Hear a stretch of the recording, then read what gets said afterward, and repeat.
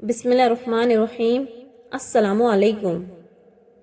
رسول اللہ صلی اللہ علیہ وسلم نے فرمایا، قرآن پڑھو کیونکہ قیامت کے دن یہ اپنے پڑھنے والے کا سفارشی بن کر آئیں گا۔ فرمان مصطفیٰ، مسلمان کے مسلمان پر 5 حق ہے: سلام کا جواب دینا، مریض کی عیادت کرنا، جنازے میں شریک ہونا، دعوت کا قبول کرنا اور چھینکنے والے کو دعا دینا۔ بخار کے فوائد۔ حضور صلی اللہ علیہ وسلم نے ارشاد فرمایا، بخار کو برا نہ کہو کیونکہ یہ انسان کے گناہوں کو اس طرح دور کرتا ہے جس طرح بھٹی لوہے کے زنگ کو دور کرتی ہے۔ نبی کریم صلی اللہ علیہ وسلم نے فرمایا، جب جمعہ کا دن آتا ہے تو مسجد کے ہر دروازے پر فرشتے کھڑے ہو جاتے ہیں اور سب سے پہلے آنے والے اور پھر اس کے بعد آنے والوں کو نمبر وار لکھتے جاتے ہیں۔ پھر جب امام خطبے کے لیے ممبر پر بیٹھ جاتا ہے تو یہ فرشتے اپنے رجسٹر بند کر لیتے ہیں اور ذکر سننے لگتے ہیں۔ حضرت محمد صلی اللہ علیہ وسلم نے فرمایا، لوگوں پر آسانی کرو، سختی نہ کرو اور خوشی کی بات سناؤ، نفرت نہ دلاؤ۔ تیری قدرت کو میں سمجھوں میری اوقات نہیں، یا رب مجھے سب کچھ عطا کرنا، بس ایک گمراہ نہ کرنا۔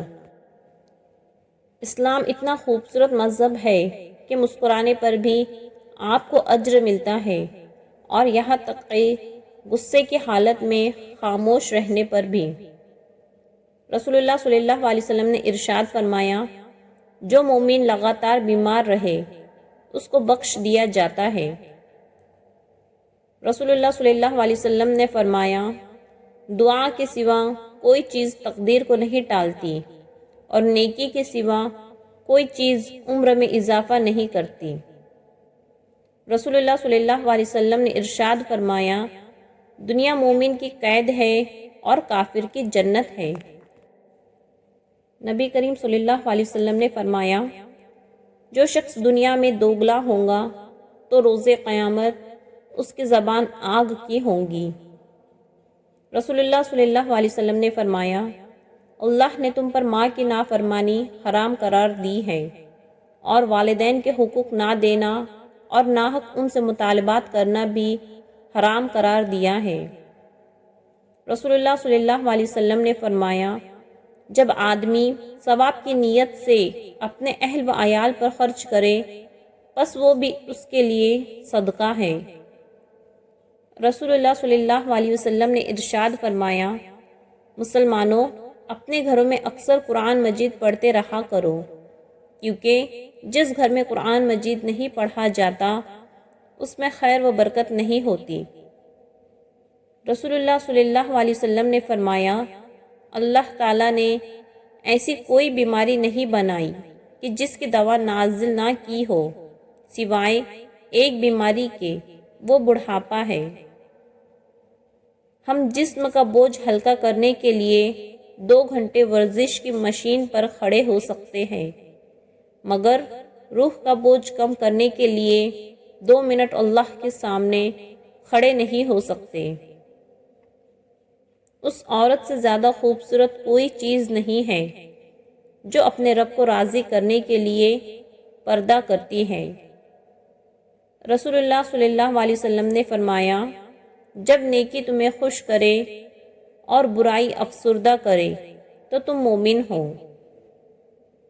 رسول اللہ صلی اللہ علیہ وسلم نے فرمایا، اپنے شر سے دوسروں کو محفوظ رکھے، یہ بھی ایک قسم کا صدقہ ہے۔ نبی کریم صلی اللہ علیہ وسلم نے فرمایا، تمہارے لیے یہی گناہ کافی ہے کہ تم ہمیشہ جھگڑتے رہو۔ سب سے خوبصورت اور صاف زبان رویوں کی ہوتی ہے، کچھ کہنا سننا بھی نہیں پڑتا اور ساری بات بھی سمجھ میں آ جاتی ہے۔ رسول اللہ صلی اللہ علیہ وسلم نے ارشاد فرمایا، میری چاہت اور خواہش ہے کہ میری امت کے ہر فرد کے دل میں سورہ یاسین ہو۔ جب تمہارے سامنے قرآن پڑھا جائے تو اسے توجہ سے سنا کرو اور خاموش رہا کرو تاکہ تم پر رحم کیا جائے۔ نبی کریم صلی اللہ علیہ وسلم نے فرمایا، تم اللہ کی طرف رجوع کرنے کے لیے قرآن سے بڑھ کر کوئی اور ذریعہ نہیں پا سکتے۔ آپ صلی اللہ علیہ وسلم نے فرمایا، باب جنت کے درمیان دروازہ ہے، اگر تم چاہو اس دروازے کو ضائع کر دو اور چاہو تو اس کی حفاظت کرو۔ رسول اللہ صلی اللہ علیہ وسلم کہا کرتے تھے، اے اللہ مجھے بری عادتوں، برے کاموں، بری خواہشوں اور بری بیماریوں سے بچا۔ حضرت عائشہ صدیقہ رضی اللہ تعالی عنہا نے فرمایا، موت کو بہت یاد کرو، اس سے دل نرم ہو جاتا ہے۔ رسول اللہ صلی اللہ علیہ وسلم نے فرمایا، تم میں سب سے زیادہ عزیز مجھے وہ شخص ہے جس کے عادات و اخلاق سب سے عمدہ ہو۔ فرمان مصطفیٰ صلی اللہ علیہ وسلم، اگر ابن آدم کے پاس سونے کی 2 وادیاں بھی ہو تب بھی یہ تیسری کی خواہش کرے گا، اور ابن آدم کا پیٹ قبر کی مٹی ہی بھر سکتی ہے۔ رسول اللہ صلی اللہ علیہ وسلم نے ارشاد فرمایا، صفائی رکھا کرو کیونکہ اسلام صاف اور پاکیزہ ہے۔ رسول اللہ صلی اللہ علیہ وسلم نے فرمایا، ہر امت کی آزمائش کسی نہ کسی چیز میں ہے، اور میری امت کی آزمائش مال ہے۔ حضرت عمر رضی اللہ تعالیٰ عنہ، اگر سادہ یا پرانے کپڑے پہننے سے عزت میں کمی آتی تو 17 پیون لگی قمیض والے حضرت عمر فاروق رضی اللہ تعالیٰ عنہ 22 لاکھ مربع میل کے حکمران نہ بنتے۔ رسول اللہ صلی اللہ علیہ وسلم نے فرمایا، نظر کا لگنا حق ہے، اگر کوئی چیز تقدیر پر سبقت لے جائے وہ نظر ہوتی ہے۔ 3 جگہوں پر جھوٹ جائز ہے۔